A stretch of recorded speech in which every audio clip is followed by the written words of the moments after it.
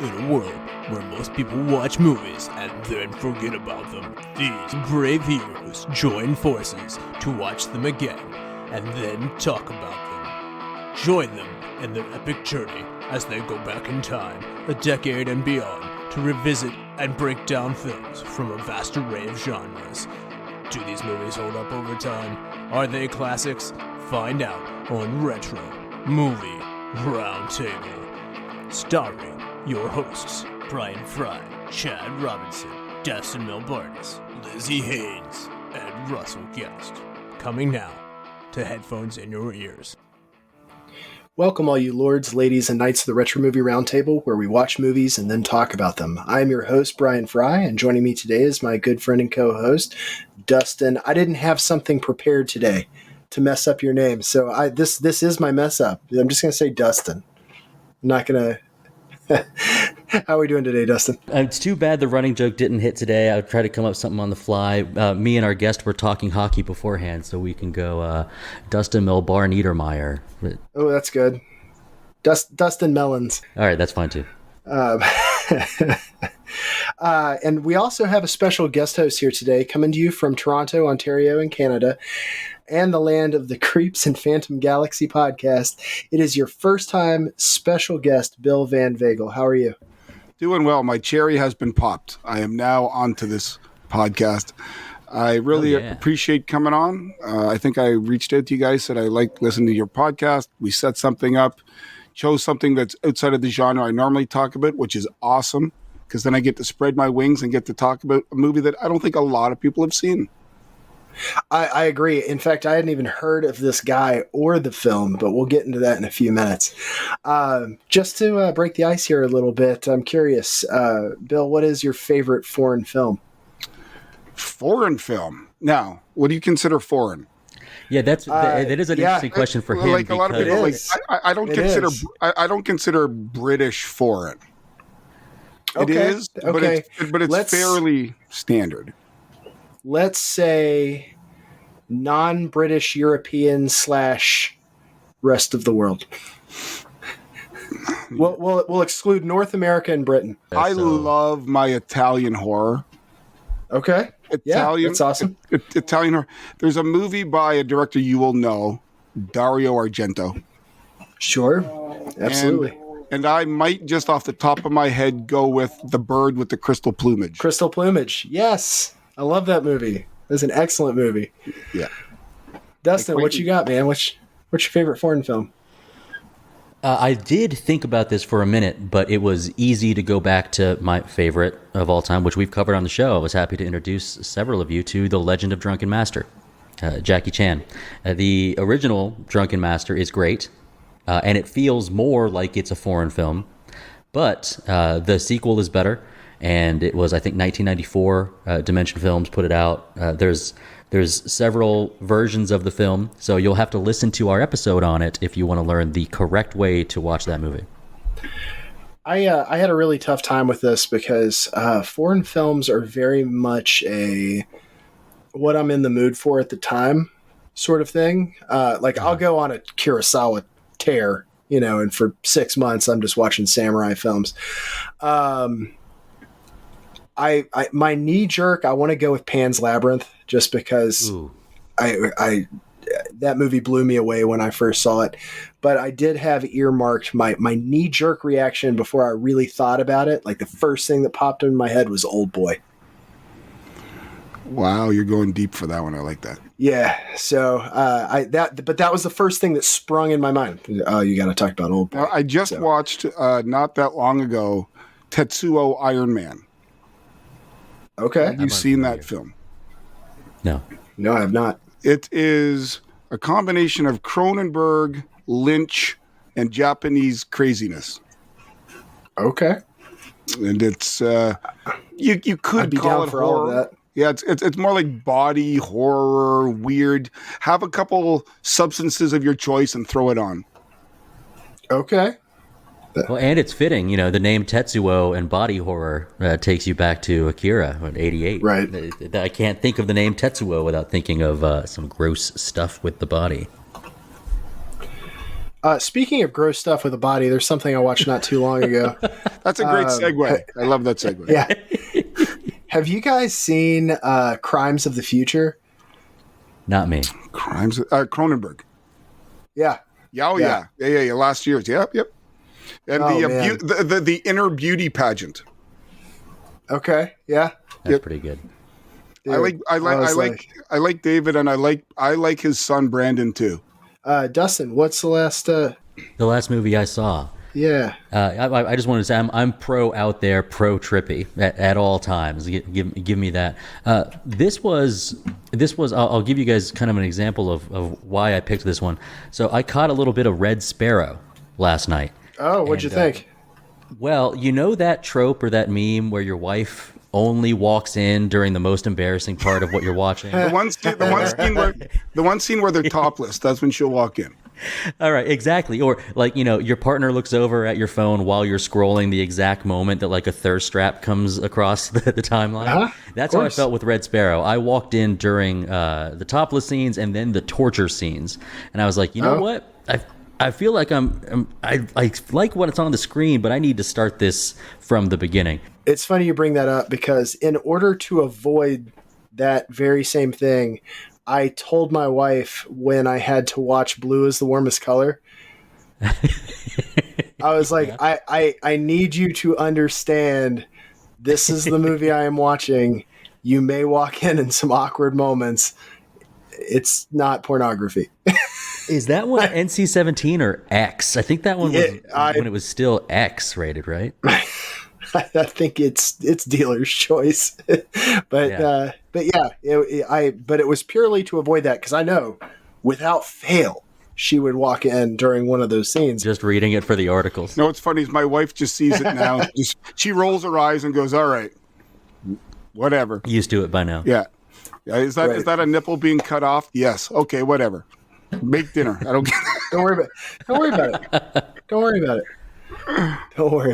What was the last movie you saw, Bill? Bloody Night, Deadly Night from 1972. Low budget horror that actually ended up being better. It has one actor who's in every movie in the 70s for about 10 minutes, John Carradine. Okay. And Patrick O'Neill. And it's a haunted house type of film. Gotcha. Looks like the last movie that I watched, this makes sense. Last movie I watched was called Suspect Zero, starring Ben Kingsley and Aaron Eckhart. I don't know if you guys have seen that before. It's suspense in the vein of Seven. I mean, I like Ben Kingsley. Mm-hmm. So I'll check out anything that he's in at some point. I don't know much of the cast other than him and Eckhart. I'm going to say that it is... I mean, I enjoyed it. I don't think that it's maybe as essential to everyone's watch, but if you're into a very dark suspense film, that's what it is. Oh, and there's one I just watched that I recommended to your partner here that I think you will both enjoy, called Lady Snowblood from 1973. Yeah. And it's a Japanese film with subtitles that I can almost guarantee Quentin Tarantino has seen, because it's very much in the vibe of if you like to Kill Bill, avenging the killing of someone in your family. It's great. So today we will be discussing Breaker Morant. Now, Dustin, have you seen this movie before? This was brand new to me. It's from 1980. It seemed older than it was, but that was based on the period that it was covering. But sure. No, brand new to me. But when I saw it across the list, I try my best not to research into it before watching it. And something that has, over the last 3 years or so, really taken me by surprise is like, ooh, courtroom drama. This is something that I didn't realize I liked so much. So that was kind of a fun surprise. I agree. That courtroom piece of this is a lot of fun. Bill, first time? No, this was a second time.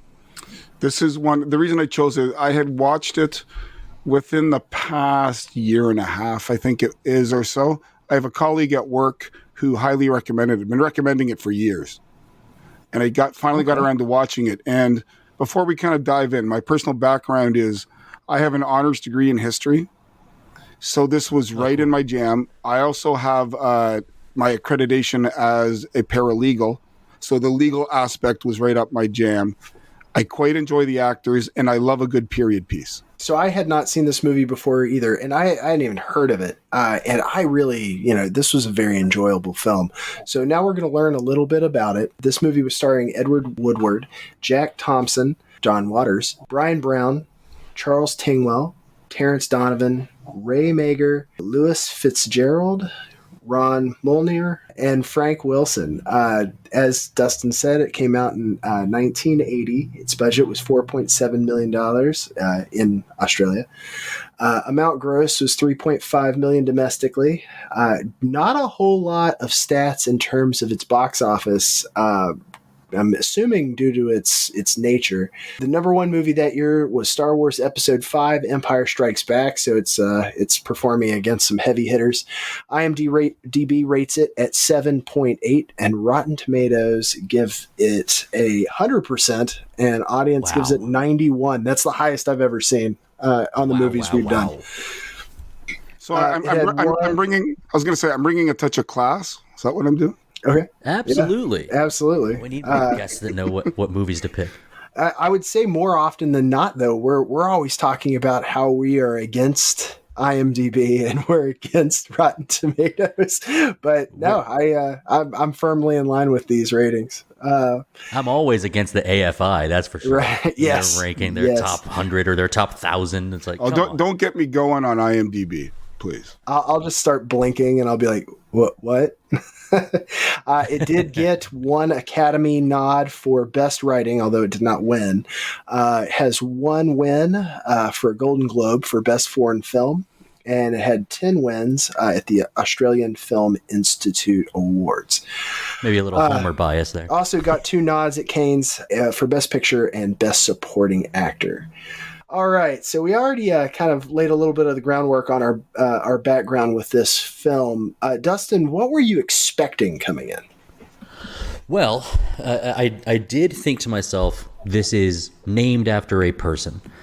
So I was expecting this to be closer to biopic, closer to we're focusing on one man's exploits, and we don't get that. So that was a fun kind of diversion. Is about 20, 30 minutes in, I'm like, this isn't about this one guy. This is about something that happened by a group, by a platoon, the Carbineers themselves. And it really encapsulates the feel of a grand international conflict as opposed to like the story of one guy. So it's a little bit surprising. You think about it from just the title, and I would say this falls into my category of movies that like the title's kind of, it's hard to say misleading, but this is way more about the court martial than it is about what one person did here. Framing it in that way is based on, I suppose, and maybe you guys can help me out later on with this, is based on a true story partially. But so that kind of makes sense. But I was expecting it to be more about like some type of heroic exploits instead of what we got. So when I watched it twice for this recording, I was pleasantly surprised as to what our content really was. And when I see the title, it almost seems like just a generic title. Yeah. But my guess is that because if it was maybe shot for the home base of South Africa, that would have drawn people in because they know the legacy and the story behind it. Right. Yeah. Giving it a title like, the end of the Boer conflict or something else might be considered more artistic, but I think you're right with if this is, an Australian or a South African sort of name that would bring people in with what they know about their country's history, that makes a lot of sense. Bill, I'm actually curious. You said it was your second time watching. I'd like to hear anecdotally how you felt about it the first time you watched it. First time I watched it, like it had been played up to me by the person that recommended it. And he is generally knows my taste. He's a bit of a cinephile himself. When he says a film is good and worth watching, it's worth watching. So I watched it the first time knowing a bit of the background of the film, but not really knowing the deep dive into what the guts of the film was about. And I quite enjoyed it. And I am also a sucker for a good courtroom film. And this has it, but it doesn't dwell on it. And that's one thing. It's not a Few Good Men where it's a really dramatic scene that, it's not one of those. It plays an important role to the film, but it's not necessarily the driver in terms of the action. And that's what I liked about the film. We can get into it as we go, but I liked the way it was directed. I liked the acting performances. The storyline was engaging, at least to me, a history nerd. And I think the ending, when we get to it, is not all tied up in a bow and kissed off the way a lot of Hollywood type films would be. I thought one of the more interesting pieces of this is how I looked forward to both. Like if they're shooting to a flashback, I'm like, oh, I'm down for this. And then when it goes back to the courtroom, I'm like, oh, I'm down for this. And even the downtime that they spend interacting with one another within the, I guess the barracks or the police or the jail cells and whatnot, even that was compelling. And then I felt like they even kind of rolled the dice and threw in an attack there on the jail where they're giving them rifles to help them defend the place. I was going to say that cracks me up. Oh, we're going to jail you. You've done all these bad crimes. Okay, now here's a rifle. Go. yeah, we're all going to die if you don't help. Here you go. So all of that, I thought it made for a very asymmetrical but very attractive movie because you really don't know where these action sequences, where these moments of excitement are going to take you. Is it going to be like an exceptionally grilling courtroom sequence? Is it going to be an attack on the compound? Is it going to be a flashback to them approaching a farmhouse? Is it going to be just something? I mean, it could come out of anywhere. And I don't feel like you're ever fully that ready for whatever comes next, and that makes it very compelling. And when you're thinking of this film, would you also consider this a character study? Yeah, I could see that, or I understand that as a thing as well, just from the standpoint. And one other thing I'll say, sorry, this is a little off topic for what you just said. Is it just me, or do just British regiments all have cool names? A great one in this one. Like I'll watch something like I watched one the other day with Clive Owen, and Jason Statham. Statham's hunt. He wrongs Clive Owen in some way, or they're hunting down these ex-SAS people, and they go through a couple of the regimental titles, and I'm like, that's cool. That's cool too. I hate how cool all of these things are. The Bushveld Carbineers is very Bushveld Carbineers, man. Like I don't know. With what Bill mentioned as a character study, it is, but not too much or not leaning that far to where you are focused on one or too much of like history. We just get some snippets. We have some. We even have a flashback back to him and his friend Captain Hunt. I was engaged to his sister. We have just the smallest amount of what that was like back then, and you do learn a little bit about him. He's got whether it's his poetry or whether it's Hancock's proclivities when it comes to he tells his wife, "I'm not a letter writing man," and then you see he goes gallivanting around the world. All of this stuff it's just enough of what you need to give these people some development without really being a deep dive. I think this is right around like 105, 110 minutes, something like that. And I thought we didn't get bogged down by the personal histories of these people. We know what we need to, and that kept the pace going. And the other part of this is naming it Breaker Morant. Some people may get disappointed. This is not really a biopic. Right. And so if you think you're getting, from birth to death of General Morant, you're not getting that. Right. And if I knew that, I probably wouldn't have been as excited. Some war biopics are really fantastic, but what we ended up getting here, is I think what ended up being what will lead this movie to be like remembered of the movies we've covered this year. This one, not to tip my hand, but this one is pretty high up there. Yeah, I agree. This is one of the best I'm going into this film cold picks we've had, just in terms of my enjoyment. And I'll say another thing back on the character aspect of these people. I found it really interesting, them going into the court case basically just armed with the truth. They never say, no, we didn't execute prisoners. And then the lengths the British hierarchy goes to lie out their rear to make sure that they get found guilty. So that's really the dual picture of this for me is, these rough and tumble Australians come in armed with the truth, and then this British aristocracy is just lying. So, and the other aspect that I really enjoy is their reasoning behind why the British went after them.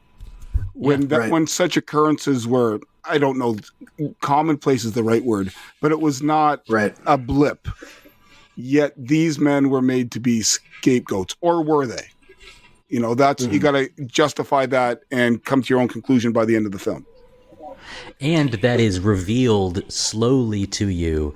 It is not plainly put early that you start to realize that the deck is stacked against them. And then you start with the flashbacks to realize what the truth is. And it's not a mystery, really. You kind of figure it out, and to see how it resolves and the emotional response to its resolution is something that I'm, even now, just 2 days removed from last seeing it, I'm still kind of riding that emotion. Pretty neat way for it to reveal the information that it does to you in the way that it does. Right on. Well, we're going to take a brief advertising break, and then when we get back, Dustin's going to ruin this film for you. So if you have not seen it yet, hit pause, watch Breaker Morant, and we will be back in just a moment. Welcome to the All 80s Movies Podcast. I'm Bill.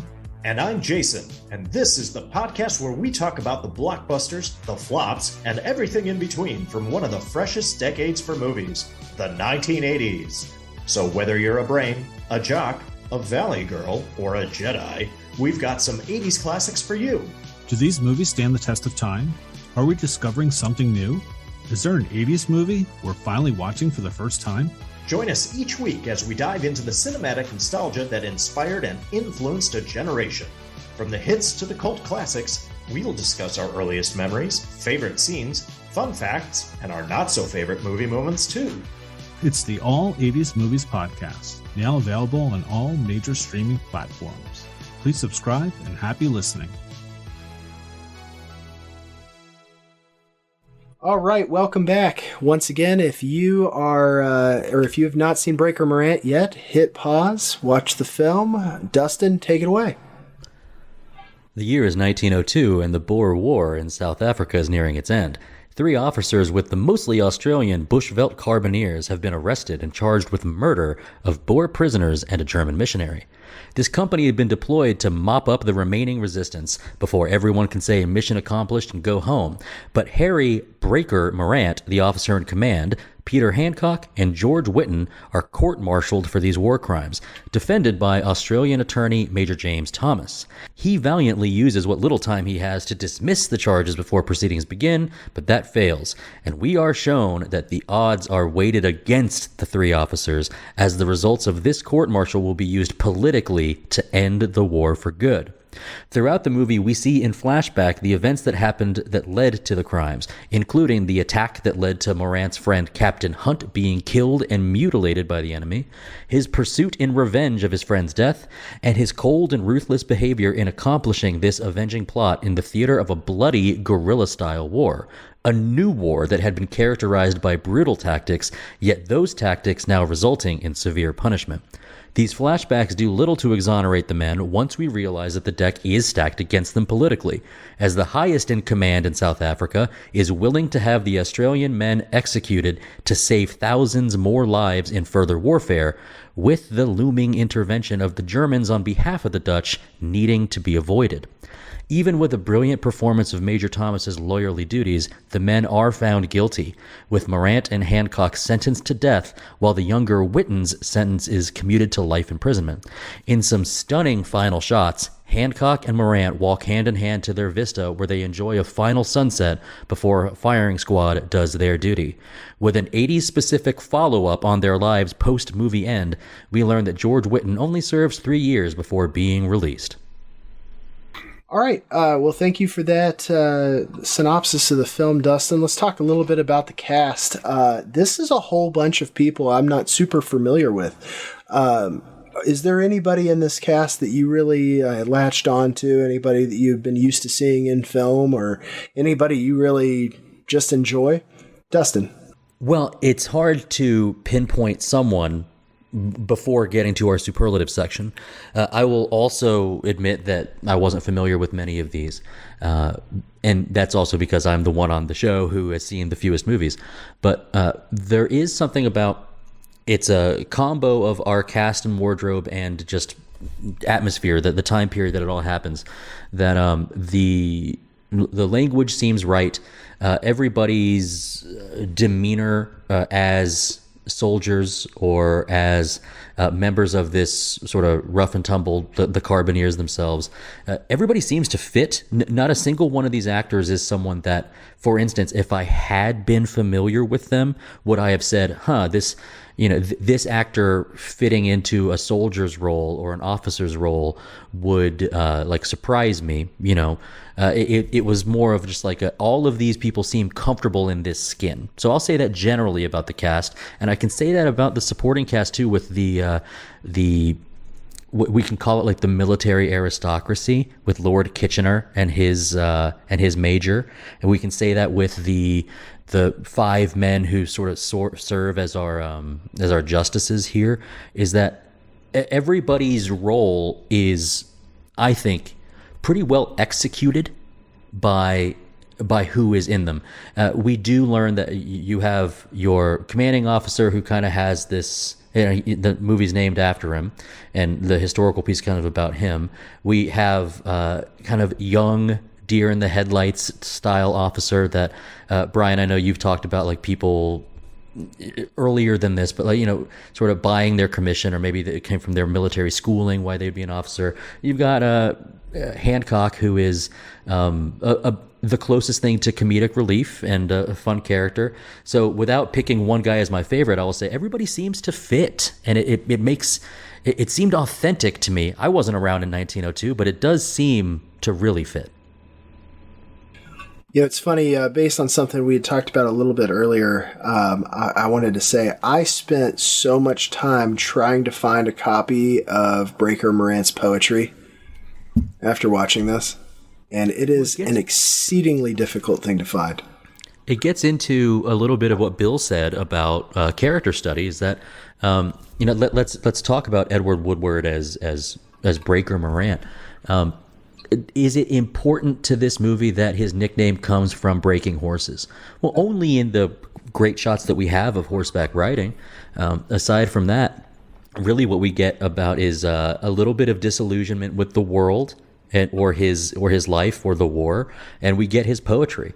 And so that is something that it could have become more flowery, or it could have become a little bit too romantic, but I think we got just enough of that piece of Edward Woodward's portrayal here, where I see him more stoic, I see him more a little jaded, but I like this type of character.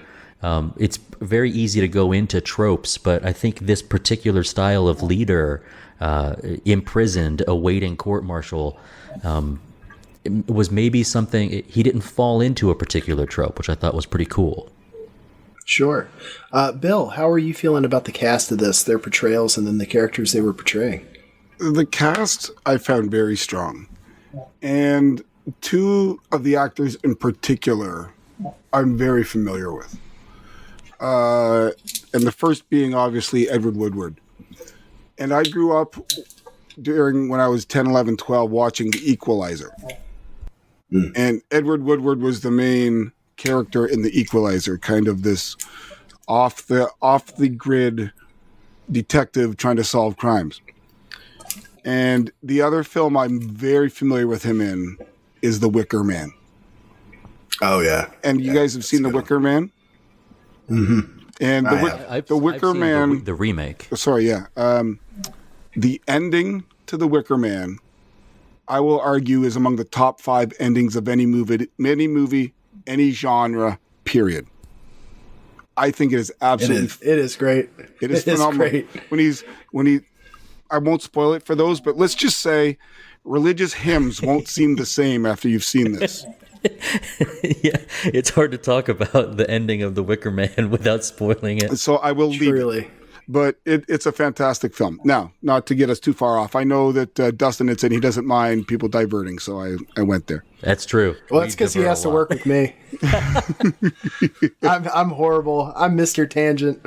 The other actor that I was quite familiar with is Bryan Brown. Yes. I remember seeing Bryan Brown as a teenager in the movie FX and in the movie Cocktail. Sure. And in Along Came Polly. So he's been in a bunch, but he's not, your prototypical Robert Redford leading man, seduce a woman, lead a film kind of character. More of a character actor that plays good roles. And so those were the two. The other one I had some familiarity with is director Bruce Beresford. And Bruce Beresford, I don't know if he won the Academy Award, but he directed Driving Miss Daisy. He also directed a Canadian film called Black Robe, which won a lot of awards up in Canada about the North American natives in Canada. So the man knows how to shoot a film. He knows how to shoot a historical piece, and he knows the lay of the land and how to set up shots. I mean, I think it's pretty obvious in this film the budget was not grandiose, but I think he did a good job, him and the cinematographer, kind of setting the scene, setting the stage. You've got some nice shots of the battlefields, but without being graphically sticking to huge scenes. Like, there's no Tom Hanks avoiding bullets. There's no face blown up. But you do get the sense there is some violence, but it's violence where it's needed. Not for excessive, not for being there just for the point of having some red on the screen. There's a reason for it. And I think Beresford did an excellent job. Other one, I did know a little bit about Jack Thompson. Jack Thompson, I remember from being in the film Midnight in the Garden of Good and Evil. Mm-hmm. But for those people that are more on the sci-fi end, he was in Star Wars Episode 2, Attack of the Clones. His portrayal, and I think we are a little weighted or a little biased towards this guy is asked to do something and he's way out of his element. He's coming in. He is a major, but he's coming in. His practice was fairly ho-hum milquetoast, and he's coming in to defend these men, and that's something that does draw you towards. This is someone to root for, like his success. Not the success of Breaker or his men or what their deeds were. It's the success of just, you have a job to do, go and do it as well as you can. And for being not familiar with Jack Thompson, I thought he really shined in this. And we do get, one of my favorite things in a courtroom movie is we do get a small amount of time. Is it John Waters who plays the prosecutor, Alfred Taylor? Is that the right name there? I believe so. Essentially, we do get just one moment where they are speaking to one another and they are not in the courtroom. And that is, it's one of the things that we know that about the world of attorneys, is that they all know one another and that they either have their cordiality or their rivalries. But these men don't know one another. They're adversaries in the room, but outside they, one of them's having a coffee, the other one shows up just to kind of talk about the grand scheme of what's going on. And I always dig that. We recently watched Inherit the Wind. Oh, Inherit the Wind. Wow. Okay. Another great courtroom drama. One of the things that got me towards like, wow, I must like this a lot. Either that or I just happened to watch one of my dad's favorite films growing up. So whenever it was on TV, I watched. Yeah. And that's where, when we got outside of the courtroom, you got to see the way these people interact. And I would say it's mainly we get Jack Thompson inside the courtroom, but I feel as if I would be compelled by, however, his portrayals in other movies. He really, I'm not going to say stole the spotlight, but he shined for certain. There are a couple things I always look for in a good courtroom film. And one thing we didn't get here, which I appreciated, versus, say, A Few Good Men, you want the truth, you can. You didn't get that, which you don't get the one-line zinger, which I really liked. Like, it's that, I wouldn't say anti-Hollywood, it's more different styles to create a film. And he gave the points that he wanted to as a director and towards the actors, but he didn't belabor the point. And he wasn't looking for the 15-second TikTok shot. He was looking for the almost the fullness of the scenario versus the 2-minute scene. I would agree as to, it's the process as it unfolds, and you see as the information is revealed that, I'm not going to go so far as to say kangaroo court, and I'm not saying that because of the Australian nature of this film, but we do understand the deck is stacked against them, but it's recognizing the rigmarole, seeing the facade of justice. That is more impactful as a slow rollout, as a molasses reveal, instead of some emotional outburst. Now, we do get one, which is we live by Rule 303. And it's cool, but it's not the thing that I think I'll remember about this. In fact, as I was kind of prepping for the show, I was going back through the scenes and the shots, and I was like, that is kind of an outburst. But Breaker Morant, the character himself, is not an outburst kind of guy. He does make decisions and follow through with them, but that was the biggest outburst that we got from him, and in the end, it didn't change any minds. Not with that tribunal. It was more of I've kind of reached my limit. How do you not understand this? So I thought that even with that outburst, it was more of the atmosphere of this room, this kind of sham that we're dealing with. And then we leave the room, right? We leave the room and we go back to these flashbacks. And so our first instance of this flashback, this was the second time you had seen it, but were you expecting that they would have stuck with the black and white whenever they go to flashback? Did it surprise you that they did that and then decided not to stick with it? Well, I remember the first time I watched it, and if you're not paying attention, they almost kind of bleed into each other. They do. You really have to, I wouldn't say you have to be on your game, but you can't be distracted by something else.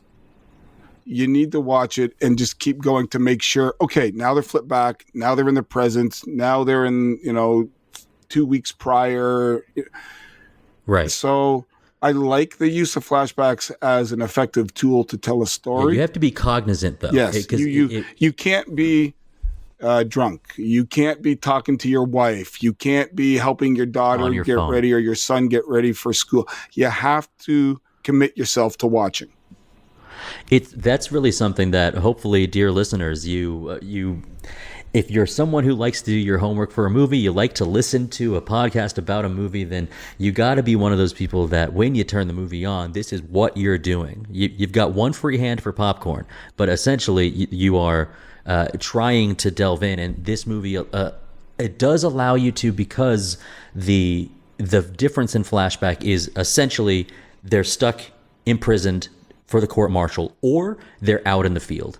The time that you could potentially get most confused is when the Boer attack happens and you have you open the cells, grab your rifle, and we get to see the Carbineers really do some work here.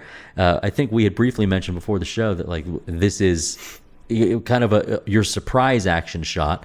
I thought it was really well done.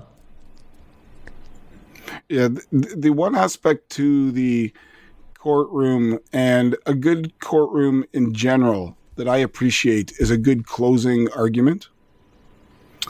I mean, you think of a film like To Kill a Mockingbird. Everybody remembers the final Gregory Peck argument to the jurors. Well, I thought that Thompson did a phenomenal job with giving his point of view without, it was maybe 5 minutes, but it was, I thought, well thought out. The irony is when I did just a touch of research, not much, there are no court records of this. Oh. So, there is no transcript from 1902. Right. So I don't know if it's going on hearsay, memory, memoirs, diaries, military record. So you have to wonder how much is in. It goes back to the question that had been asked me before about historical accuracy in films. Some of it, you have to fudge a little.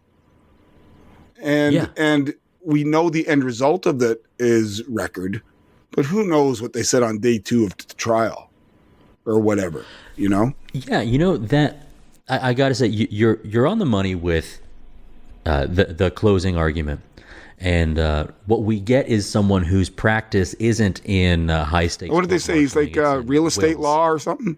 Yeah, the funny line was like, I do real estate law, I do contracts, and I do wills. And I think it's when he says I do wills that Hancock's like, oh, that's going to be important. That's pretty good, right? The one of the best traits of a movie that is not a comedy is when the humor is welcome. The humor is definitely welcome here, because the courtroom is so drab and the wartime efforts are so dire that when you get a chance to smile or chuckle, that's good stuff. I was going to say, the other thing I like is the fact that this important trial takes place in an outbuilding within a guarded military fortress. Like, it's not in some high Supreme Court. It's not taking place in front of the Queen. It's literally in a building that might otherwise be used as a mess hall. Yeah. This is just the cleanest room with the most space. It makes sense for us. Yep. Put a couple tables in there, one chair in the middle of the defense and the prosecution. That was interesting too, because I think we are used to, at least here in the States, or at least in North America, like what courtrooms generally look like in movies or media. And so this is like, hey, this just works. Let's go for it.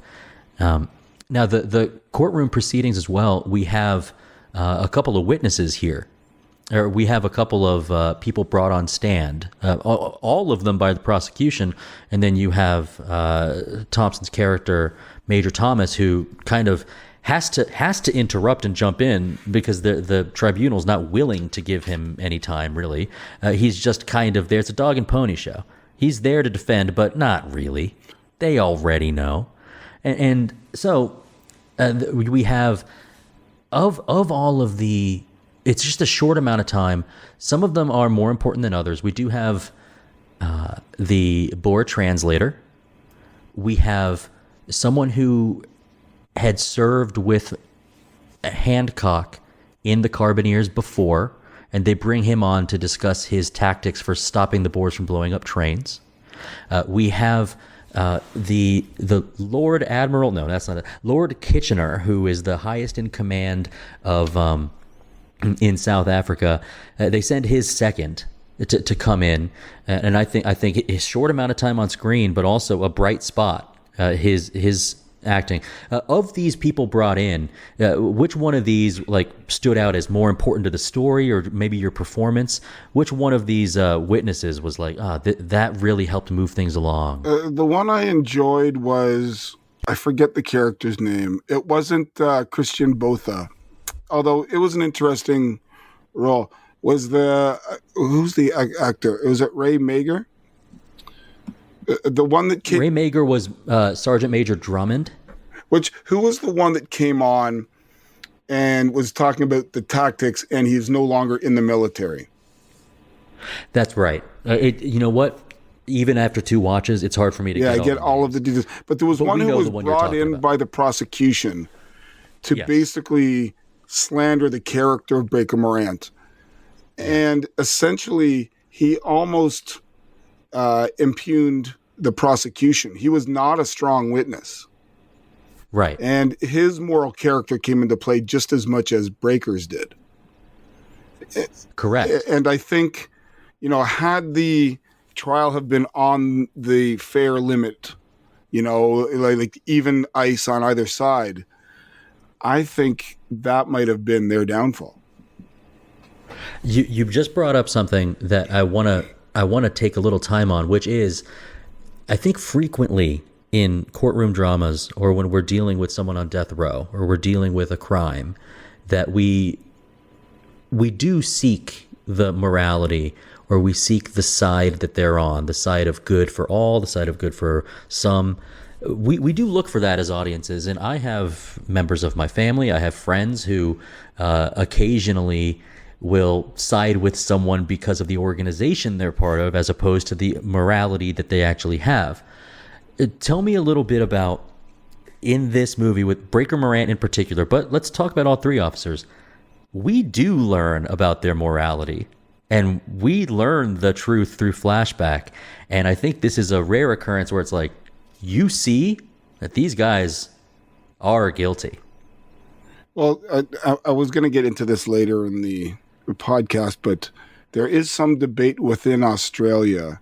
He comes off as this folk hero.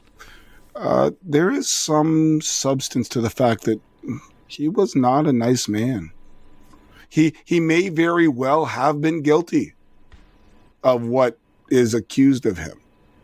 And there are some people that want his name strucken off and, glorified back to what it should have been.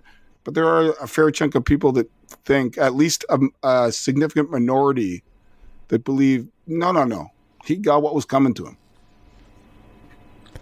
And what was coming to him was a pretty clear, there's different ways to use the phrase, but it's a double standard. The idea that this is a tough war. We don't have the food or provisions to take prisoners. We cannot feed these people. It's better for us and everyone that you just execute them. And so we know that this, well, actually, I think it's left intentionally unanswered. Did Lord Kitchener say, kill all the board prisoners? We don't have time for this. It's not expressed in the movie. And it may not be expressed in historical record. It may not be expressed in the play that this is based on, which I love. I think that is great to not have that detail. The second thing is, well, it was told to Captain Hunt, and Captain Hunt said this to Breaker Morant, and Captain Hunt's dead, so nobody knows what he said. So were you guys acting under orders? We get the same Nuremberg defense thing here, where it's just following orders. And even though we do know that the just following orders has its own moral weight to it, we actually see in our flashbacks that it's not so cut and dry. So for our youngest officer, when we're talking about George Whitten, played by Louis Fitz-Gerald, we see that in his instance, the person that he kills is in self-defense. And then we see in some other flashback that I think this was a killer move, no pun intended, is that Breaker doesn't even tell Hancock to go kill the German missionary. He doesn't even say it. Well, when you pose the question about morality, all three of them have different levels of morality questions brought upon them as a result of these flashbacks. I agree. I mean, Bryan Brown, about an hour in, is out, let's just say, carousing for ladies who are available. Yeah. Is that the right thing? He's got a wife back home, but you know what? I haven't seen her for a while and she's moved on. And blah, blah, blah, blah, blah. He's trying to justify basically getting a lay in the field. And then you've got the young officer who literally is doing what he's told by shooting. But then when a legitimate self-defense action occurs, he's being punished for doing what 99% of people would do. Right. And is Breaker Morant following military order? Is he doing an order that was brought down orally, or is he just avenging the death of his friend? Is he Charles Bronson in 1902? Uh-huh. Yeah. So each one of them isn't without their warts. Yes, and I think it's pretty clearly shown that the rest of the Carbineers company, they're seeing their leader go off the deep end. Hey, chill, just relax. We don't want to do this. But,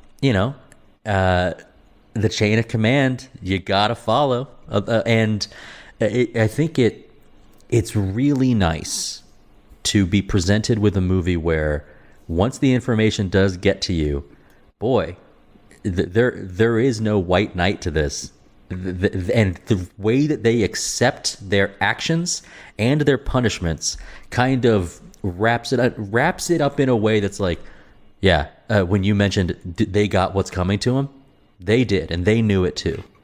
Now, the one aspect I did make mention a few times of this, it wasn't Hollywooded up, but I do think they romanticized a little bit towards the end Woodward and his poetry and his facing death and coming up with the poem. You know, he may very well have done it, but having done a little bit of research, it didn't occur the way it happened in the film where they're sitting in this barren land on a chair. It happened in a public square. Like, it happened in a real public. So that element to it was added for the je ne sais quoi to make it memorable for the end of the film. It's romantically finished. It wasn't really romantically done. He was tried fairly or wrongly, and he was shot military style. Like, it was, you know, next. Okay, who's the next guy up? Right. So. Right. And, you know, in the general context, we remember that it is done, and the morals of sacrifice 3 to end this war. Yeah. And that's something that, if it wasn't clear to you, they really do lay it out in your last 30 minutes. I mean, the one scene I did like, and it gave me a bit of a smile, and being a bit of a political pundit as well, I like this scene with Kitchener back in England when they're discussing, what are we going to do here? We're legitimately being told to go to the trial. How are we going to handle this? Well, and I think the best part there was it's another instance of when he tells his major, I think you know what to say. As in, like, he is staying squeaky clean out of this. Ain't no way they're getting me in that room. You're going to go. Yet his intentions were implied quite strongly. And implied strongly enough for the character to know, but also implied strongly enough for us, the audience, to know. If you are, you know, being cognizant, you're paying attention. So I think that was really something special. You know, I run across it a lot in film where you're asked, you know, do you agree in a way, or do you sympathize with how a character acted or reacted to a certain situation? And in film, it's by and large built to your sympathies, to the primary character. Very rarely are they like, hey, look at the messed up thing this guy did. It's usually like, you know, something that everyone else doesn't know, haven't seen everything, and so you're on the side of whoever, you know, did it. This film really isn't any different, although I do enjoy how it was shot in a way to let you have your own decision on whether or not his actions were correct. And I feel like it didn't really leave a lot of ambiguity about, you know, it just shows the raw act. And it really didn't do it in a sympathetic or unsympathetic way. So you see the moral qualms the men have, but you also see the lengths at which the hierarchy is willing to go to paint him a certain way, which you also feel is wrong. So I guess in the end, the thing I would praise this movie for is being fairly even-handed for the watcher to make its own decision. Now, me personally, I would side with them. I think everything that they did there was, I didn't have a problem with anything that happened there. I didn't even have really all that hard a time agreeing with Bryan Brown's, you know, points of view on life through most of it. So he was definitely a character that made the movie, his value added to the film was high. So I guess a roundabout way of saying, me personally, I wouldn't have convicted him of anything. I agree with the two sympathetic judges, I would say. But right, I could also see a watcher seeing it and saying this is morally reprehensible and shoot him. Yeah, I think I generally agree with for someone to think that they are acting within the set of rules that they're supposed to live within, and then to acknowledge, and this is so well done by our Major Thomas, who's defending them, is like, this is different. The war is different. You put this company together to go do the worst part that nobody else wanted to do, and you have them go do it, and they do it harshly, and they do it roughly and brutally, because the war back our way is still brutal, this guerrilla style, and the thing you asked them to do is the thing you're going to hang them for. Now, anytime the man is going back on his word, I'm going to be against that 100% of the time. You know that, Bryan. I'm anti the man all the way. And so in this instance, of course I'm going to root for that. But I think this movie does a great job of showing you that, like, hey, it's not like Breaker was some kind of hero. Instead, we get his... It's very clearly shown to us that this is revenge, and that everyone else is kind of going against it. We briefly talked about the romanticism of the poetry, but I think we haven't talked about these sort of in-between scenes, the downtime scenes. I know, Bryan, you mentioned that earlier. Yeah, I actually really like it. I enjoy movies that show the camaraderie among soldiers. It's something that I feel is a worthy segue, especially in a movie like this, when there are moral questions coming to light. And although there's a difference between Morant and Hancock, it's like the difference between two veterans who get it and then the young guy who doesn't. And you're left with the question, is the, bright-eyed guy who thinks that they're, that they aren't wearing white hats, right? Versus are the two grizzled veterans who, made some of these rough decisions, right? So their hats been pretty dirty. But you needed that. You needed to have the instances where they are frankly confessing to one another as much as you needed the battle in the courtroom over whether their deeds were correct or not. There's an interesting part about our three main defendants here. An interesting part where I think it's about an hour 20 in, where Witten, the young one, is actually asking Hancock what happened out there. Who killed the German missionary? And I think his answer is probably me. I did. The thing that it seems like such a small micro issue in the middle of the high stakes of everything that's going on is we've done all this stuff, but we haven't lied. And that's what he's worried about, is now we've lied. Like, hey, the writing's on the wall. We know what's coming. So what's the point? Just, that is... I think just another aspect of our Hancock character and the resignment of we know what's going to happen from Breaker Morant, and then you couple that with Fitz-Gerald or young Witten's sort of outburst when he's calling out from outside of his cell, as he's being led out of he knows what's coming. It's when you get the outburst, when you get the emotion in this, it pulls at the heartstrings. And I thought, Bill, you mentioned that our director knows how to shoot. We've got just tons of incredible scenes and shots, and it made my superlative section really hard to lay out. The other aspect, we were talking about morality, and Woodward, you kind of think his mind frame. And then you're thrown a bit of a loop as a viewer, where he's given the option by one of his co-workers, co-soldiers. Do you want me to kind of set it up how you just kind of go away? He was like, yeah. You know what? I've lived this world. I'm going to live by the sword, die by the sword. He makes the moral choice not to try to escape. Right. Yeah. I think that's what he even says that. Like, where are you going to go? Go to the Portuguese side. Go see the world. I've seen the world. He's kind of resigned to the fact I'm going to be shot.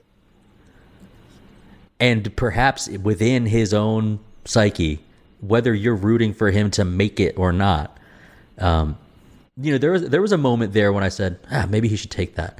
But I think in general, in looking back, I'm like, his character knows that his choice that he makes is correct for him.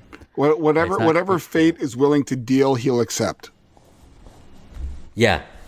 I've had enough autonomy and agency to do what I have done, and the devil's come to collect his due. I mean, you kind of get the impression he's in his late 50s. He's seen the world. He's had his fair share of dalliances, and now it's time to pay the piper. Yes. I remember you saying that you are a history guy, and you have your honors degree in history. I'm certain I'm wrong, but I don't know very many South African war movies or about the Boer War.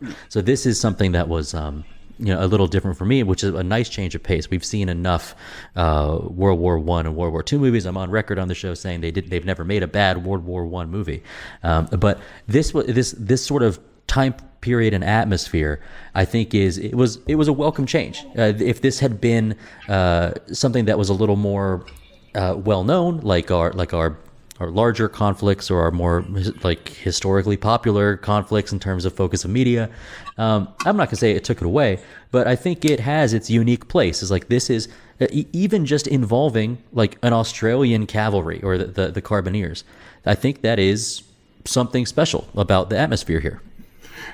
Absolutely. It's almost like you're watching, and you never take a movie as 100% truth to learn as a textbook, but you do get, for those unfamiliar with, you do get a quick education in what was going on in that war that I guarantee 95% of North Americans know very little about. So sure, I'm one of them. So you're really diving into the deep end without any way to save you. So you're learning as you go, but you're kind of engrossed by the characters.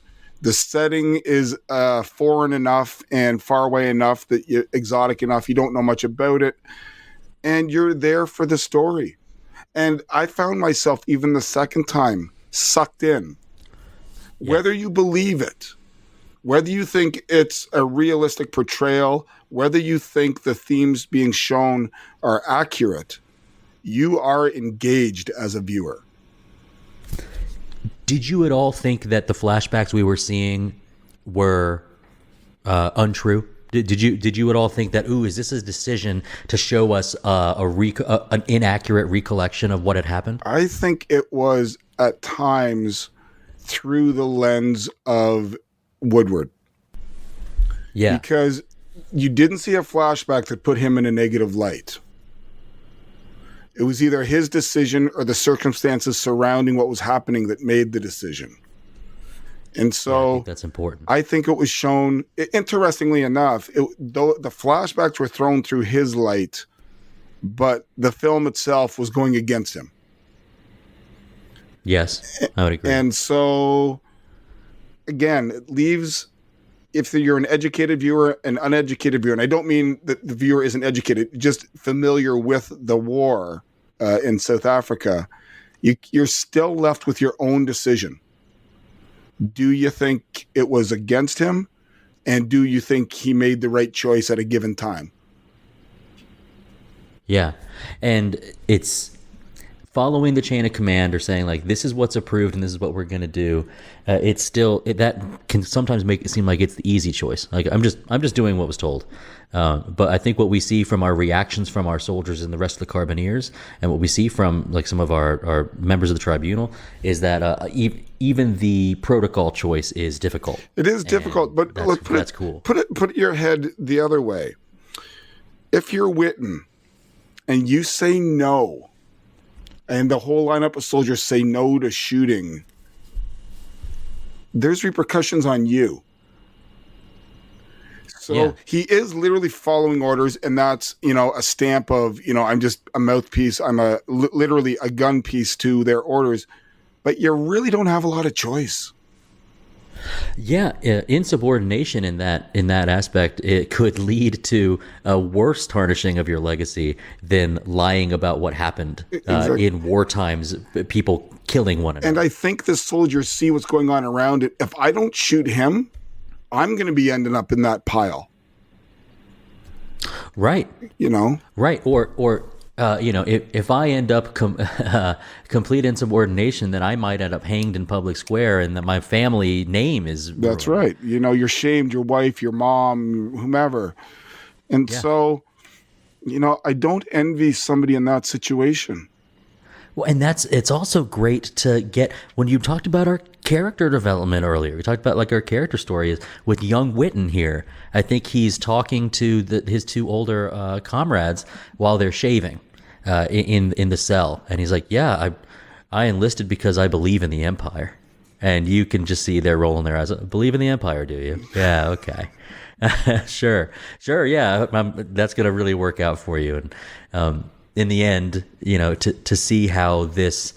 Very patriotic view of why you enlist. It's they all have their different reasons for being there, but the Rule 303, or we'll say the being on the other side of that rifle, doesn't matter why you joined. It's coming at you no matter what. I mean, you can tell Witten is, I don't know, mid-20s, and Byron Brown is at least in his late 30s, and Woodward's at least in his mid-50s. They know what they're doing. They know the game. They know how decisions are made and why they're made.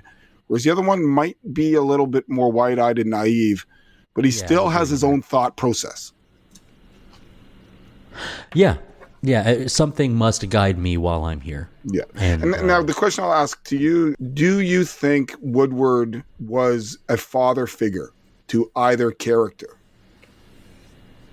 I think with the adjustment of maybe 10 minutes of movie time, perhaps that could have been so. I don't think so. I'm going to go with no. But I think it's possible that it could have. We know that he was in command, but he wasn't the only one. It was a shared command with Captain Hunt. Captain Hunt's loss maybe makes me think that Captain Hunt was closer to a, if not dad, at least to the cool uncle that we want to follow footsteps in. I would say that Morant had like the necessary leadership to kind of lead the Rough Riders, but did I see him as a father figure? No. But do you think Witten did, in terms of following his mannerisms and the way he handled himself? In that sense, yes, I can see it, and it falls into the like "don't meet your heroes" trope, where it's like, okay, yeah, this guy, I had this view of, and we see it in other war movies where the leader is some kind of almost mythical type of hero or someone to follow, and I could see that being maybe slightly eroded through the movie, but he does have to hold on to it. Hold on, no, you're the only guide that I have in leading the Carbineers, and so it's like I would say he's more desperate that he's a father figure than I see it in Harry Breaker Morant showing that he is. So. The other question I'll just throw at you is, which of the three defendants did you identify with most, or which one did you enjoy watching go through the process more? That is a good question. Hopefully you'll reward me with your answer to the question after I'm done. I think it would have to be Breaker. It would have to be actually the leader. One, because he's gone through it longer, and when it comes to personal struggle within organizational structure, that's something that I've dealt with my whole life. And when I see that in another character, sometimes you have the character that is jaded and going to try to get away with stuff, and that's our Hancock. And then we have our greenhorn Witten. So of the three, I think it's Breaker. I also, on my resume, I have unpublished poet. So because of that, I would say romanticizing anything in terms of, whether it's a song or whether it's a poem, that's probably why. And I'm not including any of what I would consider my own natural leadership in my career or my friend group or whatever. But I would say it's Breaker. What about you? I do agree. I think Breaker, almost by default, because he's the most detailed character that we're given. We're given a little bit more of his background. We're kind of given a little bit more into his mindset and his actions. I think Bryan Brown is an interesting character.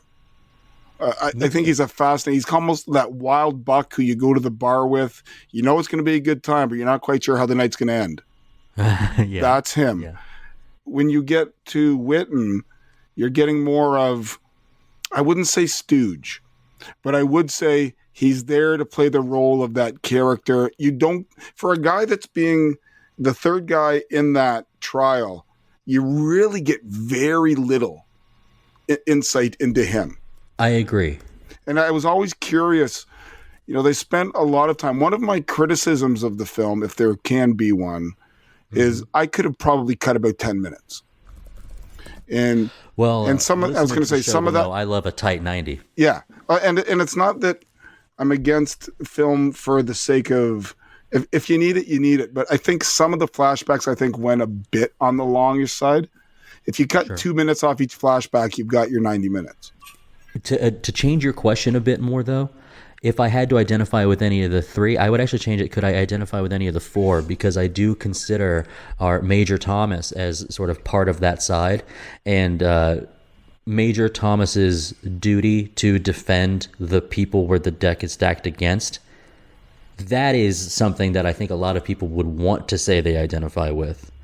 And, for instance, I've got 20 employees in my region, and I am the buffer between the corporate world and their world. And so that means I have to act on their behalf, and I need to speak on their behalf, and I need to protect them from the corporate BS red tape stuff. So that's where I think I would kind of identify with our major here as well. But I think it's a fun exercise to do. And to go back to your previous point of them, being cordial with the prosecutor and the defense, I mean, the way at least they portray it is that Thompson was much stronger than they anticipated. Yeah. He was basically an estate and will lawyer being thrown into a criminal defense. And what I did feel for him, and as somebody who has a little bit of dabbling in the legal field, is that no matter how hard he tried, no matter what legal precedent he had, it got thrown against him. The only one that went with him was when he wanted to get Kitchener. And that was basically based on precedent that there's no reason he can't. He's allowed a full defense. And they couldn't justify within the means of their legal system not allowing it. But otherwise, every single time he tried to discredit a witness, every single time he brought anything that went to motivation, the judge basically threw it out.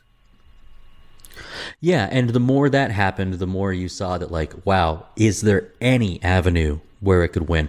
We do get that one scene where they are toasting with champagne because one of the three main charges is, like, acquitted. Like, okay, we're not pursuing that anymore.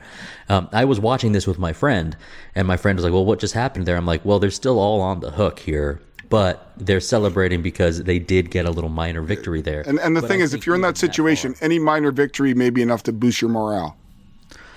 It'll boost your morale, and then as part of the entire thing, I've mentioned this before. When it comes to courtroom movies, or when it comes to real life media stories, when it comes to the court of public opinion, or when it comes to whenever you are accused of a crime and you're on the stand, or whatever it is, you're defendant. It is not a dichotomy between guilty and innocent. You're never innocent again. It's like, at least in Canada, it's guilty and not guilty. I was going to say in Canada, for a civil case, it's the balance of probabilities. So you're not saying that they're innocent, but they're just not been proven guilty. Right. And so you have to play that balance. Morant might be a real piece of work, but does that mean he's guilty? Right. And so you're working. Well, that's Go ahead. That's really where they come to with Hancock. Like, I look at all three of these defendants as different points on a spectrum, where you have the super naive, I believe in the Empire, good boy. And then you have Breaker, who still holds some, vestiges of honor, but he also, it's not his first rodeo. So he's also been worn down by the being a soldier his whole life. And then you have Hancock, who frankly, I think would have been down for anything. Like, if you had said coming into the thing, hey, we're going to lie the entire time, he'd be like, oh, roger that. Like, yeah, he's the guy sleeping with married women. He's the guy who knows what a soldier's life. He was game for it. He was game for shooting people. He didn't even need to be told. He goes, hey, that guy just left. Okay, I'm going to go take care of this. So I view them all on a spectrum. So it just depends on how, conservative, moderate to liberal you are on this line of what you're willing to do. And the other part of it is how willing Morant and Brown were to just accept their fate. Yes. Like maybe it was the portrayal or the writing, or maybe something was edited out, whatever. But you didn't see Brown kick up a fuss. Well, I think when you've been a soldier for a certain amount of time, it's the same way that, not to bring up different film in this, but it's kind of the Lieutenant Spears of Band of Brothers kind of personality, who says, you got to accept the fact that you're already dead. And Morant and Hancock have that. We've been a soldier long enough that we know we were dead when we enlisted. And the young one hasn't gotten that grizzled veteran perspective yet. Right. Yeah. I think we might be shown, or we might, just based on the odds presented at first, we might be willing to root for the chance that they get off, that they are found not guilty. However, we know that maybe two of the three of them kind of never believed in the first place. That, like, hey, you got to give us our best shot. But they knew what they did. And that is, as it's revealed to you, I think, just one of the stunning things about this movie. And I think... they knew what... I was going to say, I think it makes you feel good that at the end, the young one was commuted to life, yes, and then subsequently served 3 years. Correct. I think everybody who was in that situation, as I've stated before, probably would have done what he did. Someone's jumping you, your life's at danger, you've got a gun, and you pop him in the stomach. Well, how many people would just say, yeah, okay, attack me? He's going to do what he's going to do. Well, and I'll go one step further. When you said earlier, 99% of people would have done what he did, in the back of my mind, the first thing I thought was, and the other 1% would be dead now. Yeah. Yeah. So not only do I completely agree that it was self-defense and you have every right to shoot him, but if he had been part of the 1% who didn't shoot him, he probably would not be living. So, yeah, I don't think there's an easy out for that. And as a viewer, you're like, of course, it makes sense. Who wouldn't? Mm-hmm. So right. It kind of engages you into a character that otherwise we're given very little with. Agreed. Dustin, you want to go into superlatives? I'm ready. All right. Let's knock this out. I'm going to start with you, Bill. Who is your MVP for Breaker Morant? My MVP is Jack Thompson. I thought he was well above grade in terms of his performance for this film. I completely understood where he was going, and I think the whole audience understood where he was going, and you felt his frustration when his valiant efforts were not rewarded. I was just going to agree. He's my MVP as well. And just so I don't overlap with anything you said, I also think that his acting performance in this, given the fact that he went from basically 0 to 60 from, just being handed a job to not just performing it well, but performing it better than anyone could have hoped. for a seasoned litigator, his portrayal of that tenacity is superb. The other aspect, if I could give it its own category, is just that final argument. You know, it was only 2-3 minutes, but he nailed it. Like when you go to law school and they tell you to do this, that, and the other, he gave you this, that, and the other, and it still fell on deaf ears. Yep. Well, it's the whole cynicism of the whole movie. This was a foregone conclusion, and not only was it so foregone that everybody was patting themselves on the back for giving themselves an out to a war, but they're then frustrated that the lawyer's doing such a great job. They're like, well, he's putting up a really good defense. Crap. Yeah. And if I may give a third superlative, it's to Charles Bud Kingwell's mustache. I thought that was great. That was amazing. That was phenomenal. Yeah. That was like Rolly Finger. Yeah, sorry. Dustin. Hey, we're 3 for 3. He's my MVP as well. And I don't know how you don't give it to him. I mean, I know Woodward's technically the main character, but the only person, he's relegated to being silent most of the film. Like, you get whispers, facial expressions. Like, there's giant chunks of this movie where he's nonverbal because it's up to Thompson to be, the legal presence. So I just think that it's hard not to give it to Thompson for the fact that a lot of the passion that comes from this film comes from Thompson. One of the hardest things to do is to differentiate between acting performance and well-written character. And in this case, what we get is we get both. And even still, I had no qualms of saying, oh, Jack Thompson's performance. So, yeah, we're 3 for 3, y'all. Awesome. All right. Well, let's do something very similar and go with our best supporting actor. We'll start with you, Dustin, this time. Bryan Brown is Peter Hancock. He had a fun style character to play. He was his own version of grizzled and over it. He knows what he did. I think the icing on the cake for him was when he understands that he says to Breaker, hey, the missionary talked to the prisoners, and without being ordered what to do, like, I'm on it, and he goes off. The idea of being sort of the pendulum swinging towards being a bit of comic relief, but then the pendulum swinging towards, I know what I'm here to do. So I thought that was a great performance by him. And let me just say this out loud. This is a heck of a shot, too. Yeah. I was going to say, especially considering the quality of the guns in 1900. Right. Bill, who's your supporting? I'm going to throw out a name nobody's mentioned just because I want it out there. And I'm going to say Rod Mullinar, who played Major Charles Bolton, the prosecuting attorney. Because he really played the role of someone you're not supposed to like very well. Because he wasn't floating through, but he didn't have to work nearly as hard as Jack Thompson did. Mm-hmm. And he literally just had to present the facts as the military wanted them to be seen, and they were pretty much accepted.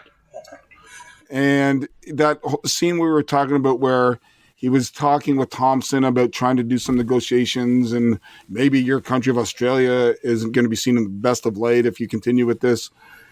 You know what? It's easy to play somebody who's going to be shown in a positive light. It's not easy to play somebody that's shown in a negative light. Mm-hmm. And I think he probably played that role about as well as you can. Sure. He did a great job. I can also say I could see him very easily in the same role. If we replace his mustache with a barrister's wig, he could be that role in throughout all types of period pieces. He really did fit that well. Sure. I'm in agreement with Dustin on this one. Bryan Brown's character, he's probably my favorite character of the movie. I'm not going to give it MVP caliber because he is more of a supporting role, but he's just really entertaining. He was one of the more entertaining aspects of the film. The one scene where he comes around and sees the woman, and he's like, and she gives him a big hug, full breast forward, big band hug. And she's bringing him into the house. And he's like, "Can I sit down? Can I have a cup of coffee again?" And she's like, just follow me to the bed. And he's like, well, all right. All right. Do I keep my boots on? That's that kind of question, The director did not have to show the boots on the edge of the bed like he did. Those were all decisions and from different areas of the house. And speaking of like the director's decisions, it's very hard. We've talked about it on the show. When you have a space in one room, especially a courtroom. We talked about Cube earlier. When you only have one style room, you have to get creative with where you're shooting from. And they're shooting from the edge of the side of the bed. They're shooting from down the hallway as he rides up. It's all so well done. It very well reminded. I don't know if you guys are familiar with Hammer Studios from England, who did horror films in the 60s and 70s. You have a limited budget. You have a certain location you're using, and you can have all the creativity you want within the budget and the space. Go. And that's kind of what you feel like with this director. I'd agree with that. Let's go with Hidden Gem. Bill. Hidden Gem in terms of a character? Whatever you want. Yeah, really. Character really could be anything. You could say, well, the director did this movie I also really like, or just whatever you think is an unsung. The other small but I thought fairly effective role was by Vincent Ball as Kitchener's mouthpiece. Mm-hmm. I thought his scene might have been 3-4 minutes on the stand, but I thought he was pretty good in that role. Oh, and I actually completely agree. He's my hidden gem as well, as the quintessential slippery British officer. Like that, like he glistens. Like, and every time you see him, he's just very that pale, like, yes, I know exactly what you mean. He's got that slime factor to him. And even though you could see on his face that he's not happy that he's going to be the one lying under oath about this thing, he's still game. So I kind of view him as the snotty equivalent of Hancock on the other side, where Hancock's probably game to do whatever needs to be done. Well, this is the British hierarchy colonel who says, "Nah, yeah, I get it. We got it. Someone's got to get dirty. It's going to be me." There is something. Do you not get the impression that he's just as happy to give this fraudulent testimony and then go have a martini? Like that's just 100%. Yeah. Mm-hmm. There is something about the way that he seems like a gin guy, upper lip around his teeth, right? Like he has this this way of when he comes through with his aristocratic style language and has to answer. There's a way that his upper lip curls, and it's a talent clearly, but it really fits that character. Yep. Dustin, who is your hidden gem? Speaking of that character, he's got incredibly bright emerald eyes, crazy color on his eyes. But my hidden gem is the German women who are sitting with the German ambassador at dinner when they have the boar singer come in at that dinner party. I watched this with my friend Tucker, and we're sitting there, and he goes just out loud, "Boy, those are some plain ladies." And I laughed so hard. I nearly broke the support on my couch. Those ladies are plain. They ain't even vanilla, man. They are original flavor ice cream. They are ice flavored ice cream. Those were some plain ladies. Is this where the phrase "beggars can't be choosers" comes in? It was so great, man. Beige on beige and beige. It made me laugh, so I had to give him some credit. The other character I did want to bring up that nobody has is Rob Steele, who played the man who formerly was in the patrol but is no longer due to reasons that were brought out during the trial. Yeah, he kind of went from being the star prosecution witness to almost to their detriment. Mm-hmm. And I thought he probably portrayed it pretty. I mean, you can literally see the sweat coming off his forehead. Sweat dripping off. Dripping off as he's being caught. Yeah. I'm not lying. Baloney. All All right. Well, I know a lot of us never want to do it, but this is the time to do a recast. So, Dustin, who are you recasting in Breaker Morant? I'm actually not going period specific with 1980 and picking someone I want in there. Instead, I do something that Russell sometimes does, which is a full main cast recast. And I'm only doing it because you have people that are near doppelgangers to these actors nowadays. So I would go for Morant. It'd be Daniel Craig. Hancock, it would be Jude Law. For Witten, it would be Orlando Bloom. And then for our Major Thomas, that's Bruce Willis. These guys, if you look back at it, and by the way, when we're done recording, I'm putting the movie back on. I want to watch it again. But you look at these guys, they look just like it. And wouldn't you know it, 3 of the 4 of them are British. So that's kind of my fun take on this recast this time. All right, who are you recasting? Okay, well, I kind of went with Dustin here, and I went with a couple of them, except I tried to find people that of that era I could slide in. Yes. So if I'm going to recast Breaker Morant, Edward Woodward, I'm going to go with his opposite at Wicker Man. I'm going to go with Christopher Lee. Oh, yeah. I'm going to put him in that role. Because Christopher Lee wasn't just horror. He did a few other roles that, stretched him a little bit more. If I'm going to change Bryan Brown's character, I'm going to go with a 1970s version of Tommy Lee Jones.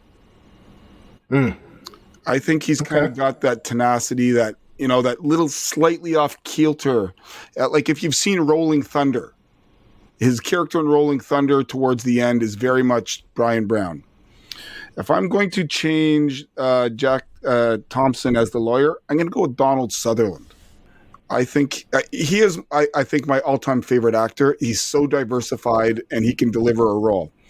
Now, if I'm going to recast the judge, I'm going to bring in Max von Sydow. Oh, I love that. I think he would be great in there. I think Max von Sydow is that's where who says no, right? Who says no to having him in that role?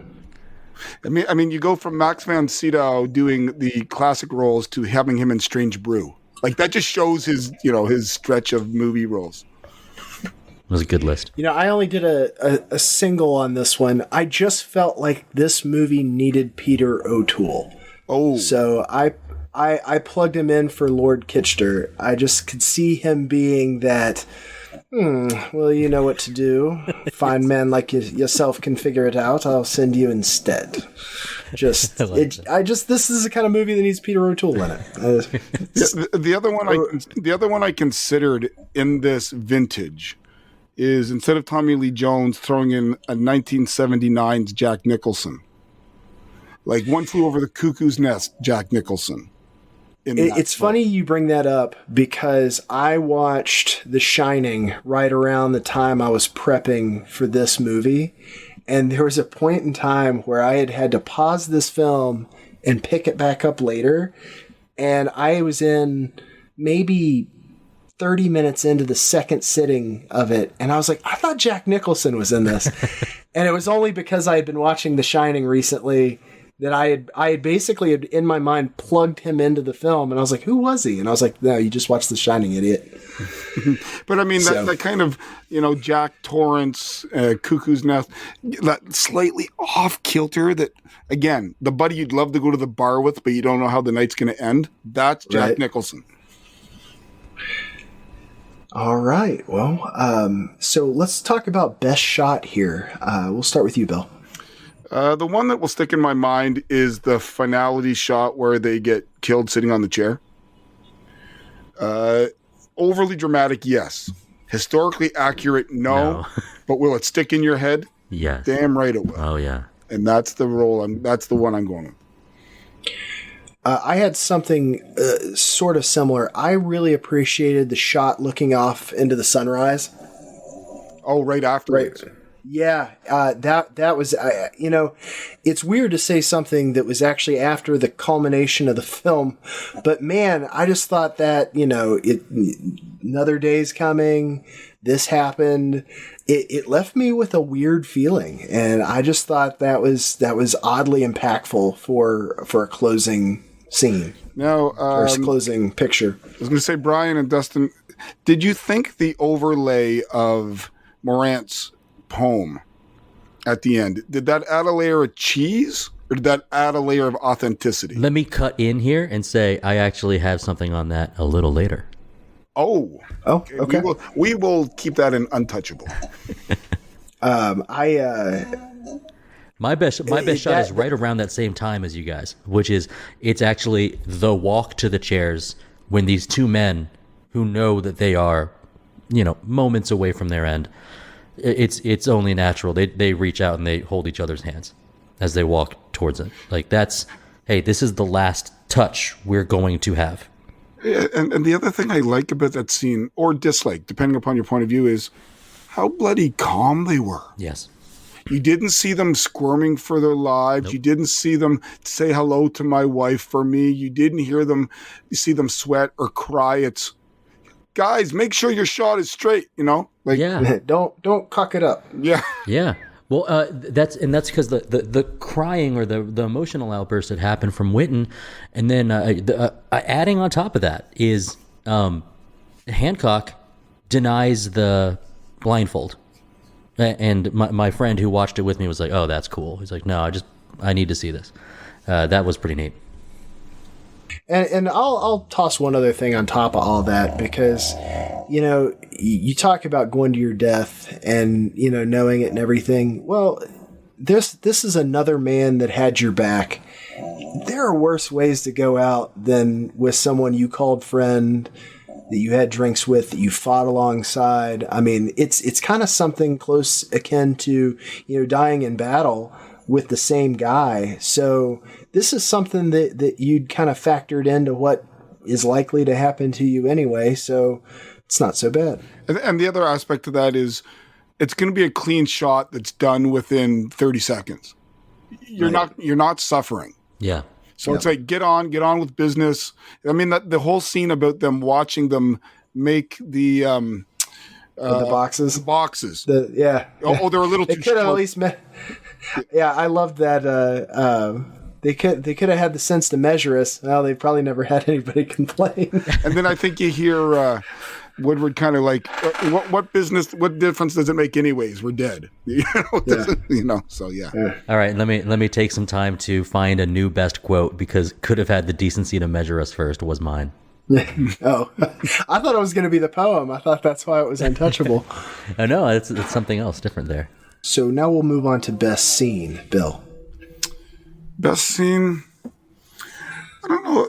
You know what? Honestly, no one scene didn't stand out other than the initial siege. Okay. The initial siege, I thought it literally threw you right into it.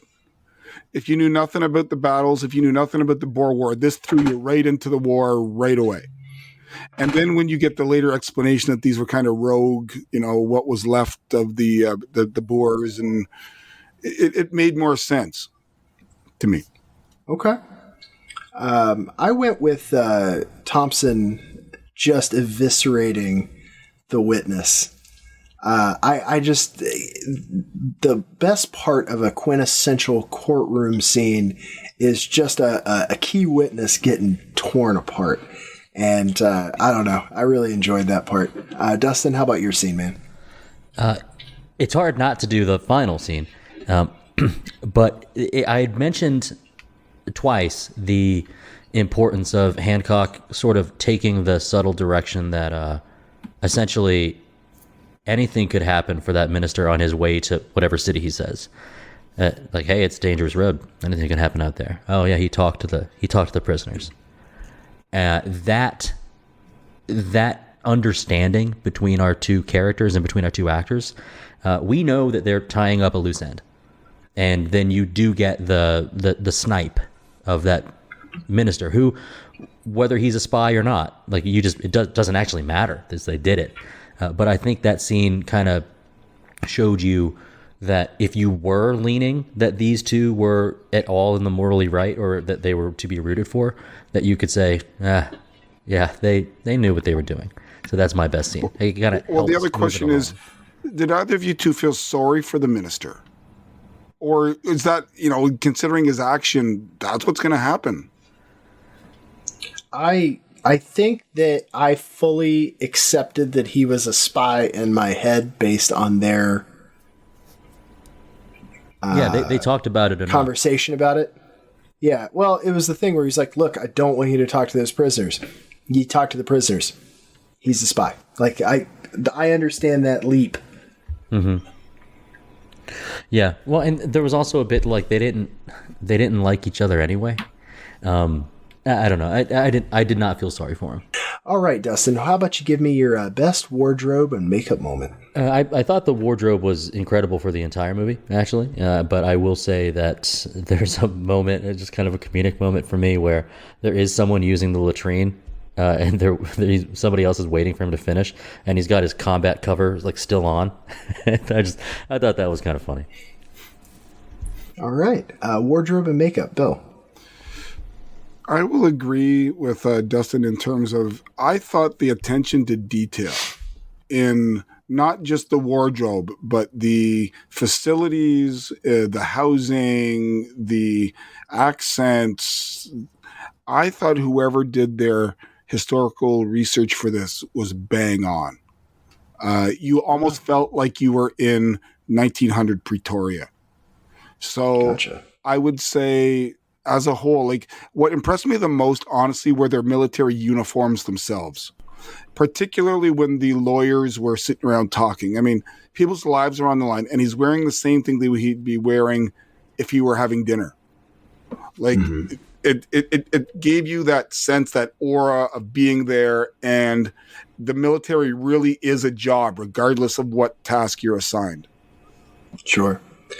I sometimes think I was born in the wrong century for clothing. I absolutely love the North Africa, South Africa, French Foreign Legion, British, like the European style of clothing at the time, with the suspenders, with the, there's just a swagger to it that I've always really appreciated. And the hats are great in this fantastic.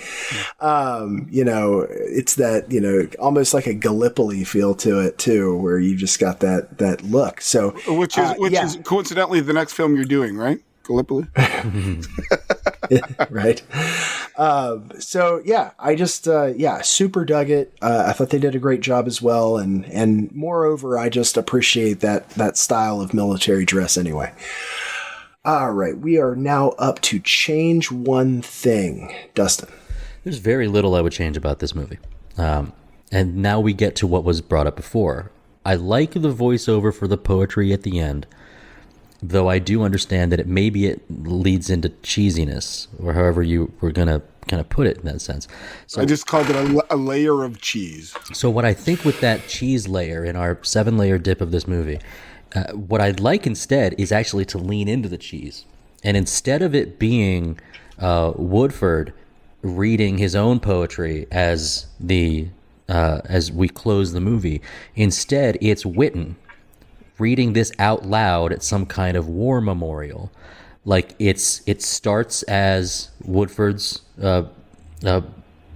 voice, maybe then it transitions to Witten's voice, and we reveal that he's reading it at some kind of dedication to the Carbineers, or the people of that war, like the forgotten heroes, and in this case the scapegoats. I think that would have bumped it into another layer of cheese, but I would have liked to see that and use that to replace well, in the end, Harry graduated and went to college, and in the end, Sally settled down, and now she's a librarian. That very 80s classic thing. Here's what happened at the end. Instead of that, you have it where Witten is revealed to have gotten out after 3 years, and he's reading this poetry at some type of memorial. I thought that could have really, really pushed this movie further. Awesome. Bill, what do you have? I have a two-way answer. One as a historian or a lover of history, and another as an aesthetic filmmaking point of view. From a filmmaking point of view, I would have tried to cut maybe 10 minutes. A little bit from maybe some of the flashbacks and make it a tighter 90, 95-minute film. My second point from a historical point of view is I just would like to have seen it more historically accurate. I know that the drama scene towards the end with them sitting in the chair was aesthetically and story-wise more dramatic, but that's not how it really played out. There's nothing wrong with having a public execution or, or whatever. However it is, it worked for Sean Penn. Why couldn't it have worked here? So sure, that's my other little gripe on it. Gotcha. I do not know what all engagements would have been historically accurate for this film, but I could have gone with a little exposition in the beginning. Maybe if there was something a little bit more major. I know this was more of a guerrilla war, but some sort of engagement to introduce me to what the Boer War was, with a little bit greater understanding, get you into the thick of it a little bit more, maybe to show some of the tactics that led to the orders that were given. Yes, that would be nice. A little bit more. And I agree that it could have been 10 minutes shorter with some of that, but I would have taken that 10 minutes for this exposition so I understood this part in history better. Yeah, that'd be nice. I completely get it because, as I said before, very few people these days really have an understanding of what the Boer was.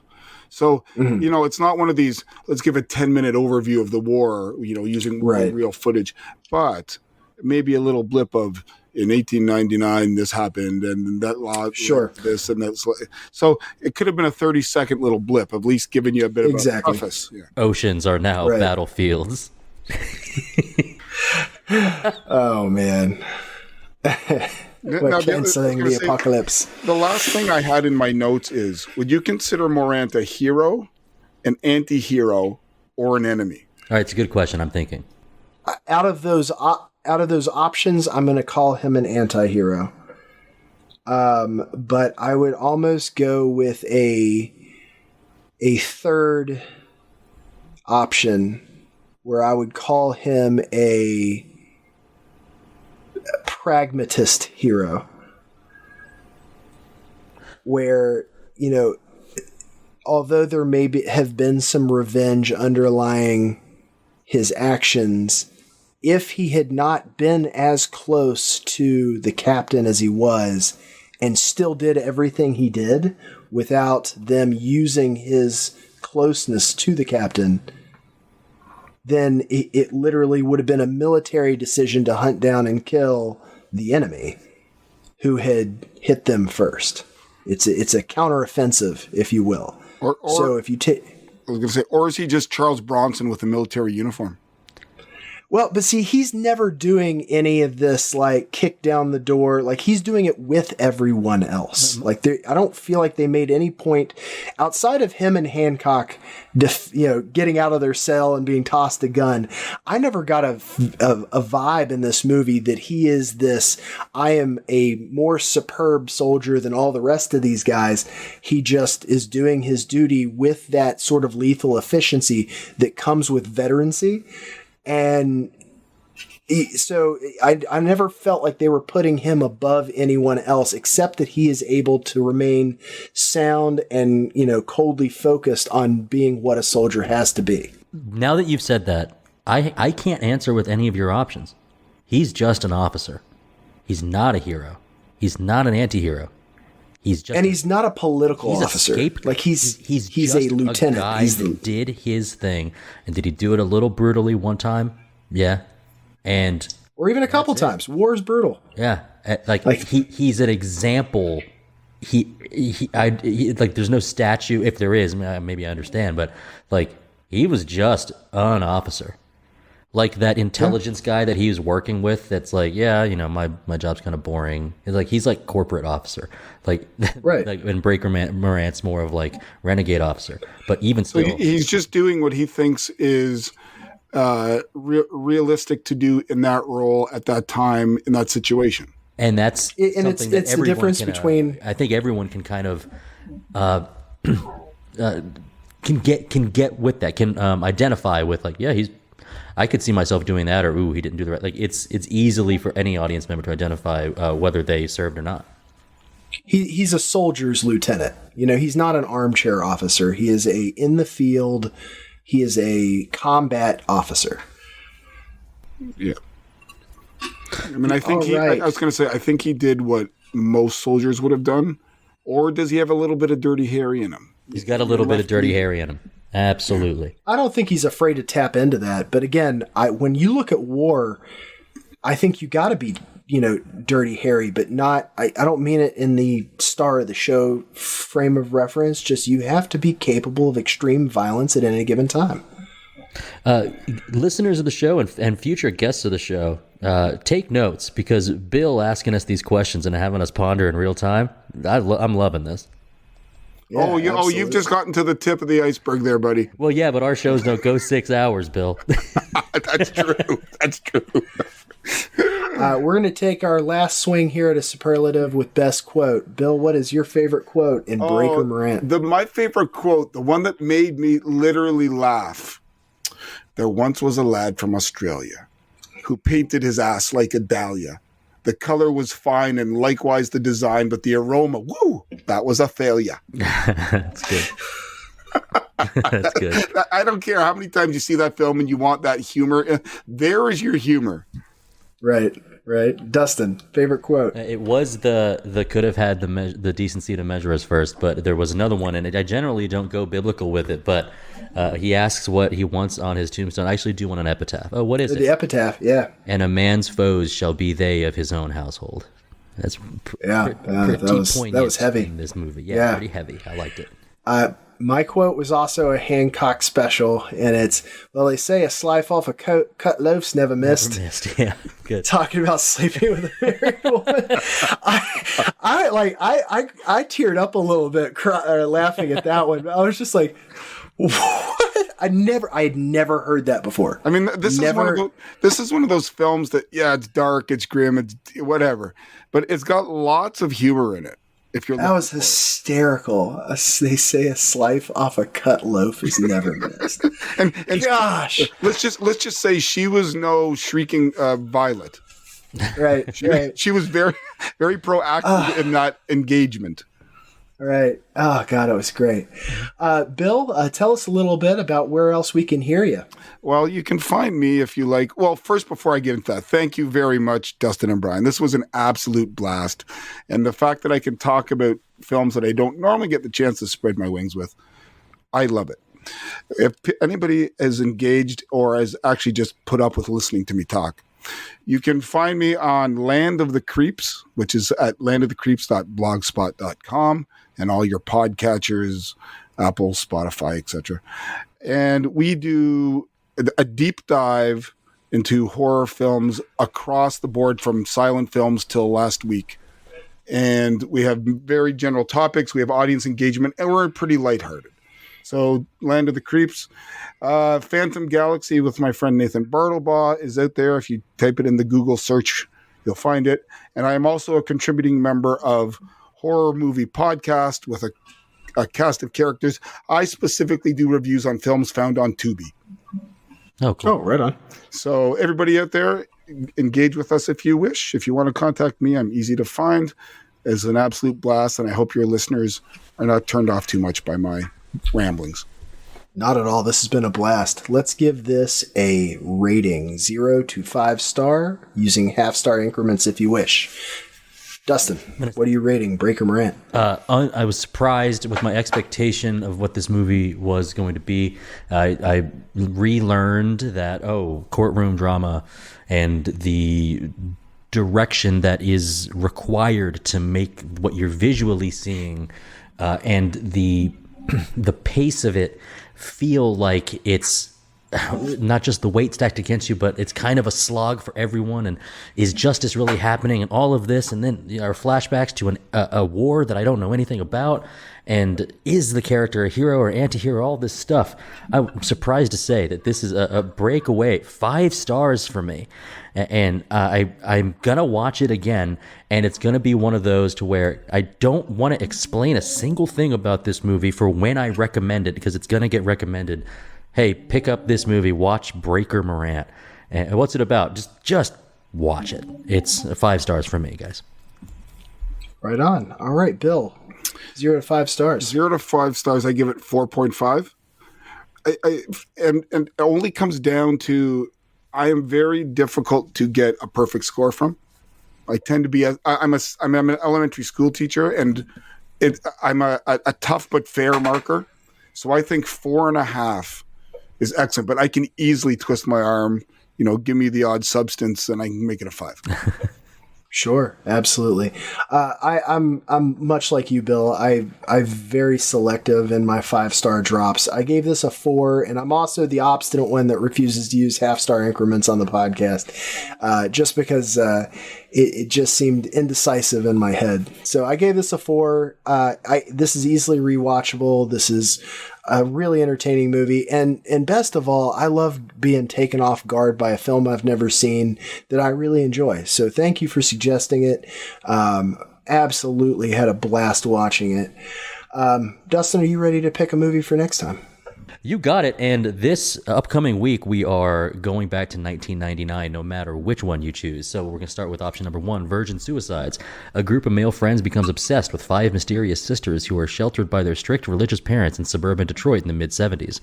Option number 2, Girl Interrupted. A film based on writer Susanna Kayson's account of her 18-month stay at a mental hospital in the late 1960s. Or, from 1999, Election. A high school teacher meets his match in an overachieving student politician. What's it going to be? I think I've got to go with the one I haven't seen yet, and that's going to be Election, 1999. Broderick Witherspoon. You paid for the whole seat, but you'll only need the edge of it. And I just have to say, boys, I haven't seen that one, so I look forward to listening to it. Excellent. Right on, right on. Don't forget to pause right where we tell you to so you can watch it and give us feedback on how that experience works for you. You know what? I'll just go ahead and watch it and to heck with it, and then just tell me when it's coming out. Oh, no, sure that's not what's intended, Bill. You've got to pause it just right. Okay. My life and my whole evening will stop just because. Right before the advertisement, Bill. Oh no, yeah, for sure. We'll get your sponsor full form. All right. Well, thank you, all the lords, ladies, and knights of the Retro Movie Roundtable. We invite you to reach out to us. We would like to hear from you. Subscribe, rate, and review us on Apple Podcasts, Spotify, Google Podcasts, Stitcher, Pandora, or wherever you get your podcasts. Subscribe to our YouTube channel. It's mostly audio only. Give us a like on Facebook, Instagram, and follow us on Twitter at movie_retro. Email us at retromovieroundtable@yahoo.com. Producing and providing for this podcast is fun but not free. We invite you to support the show at our Patreon page. That's www.patreon.com/retromovieroundtable/. Any contribution is much appreciated and will go toward making the show better for you, the listeners. As always, thank you for listening. Be good to each other and watch more movies. Dustin. I never joke about my work, 007.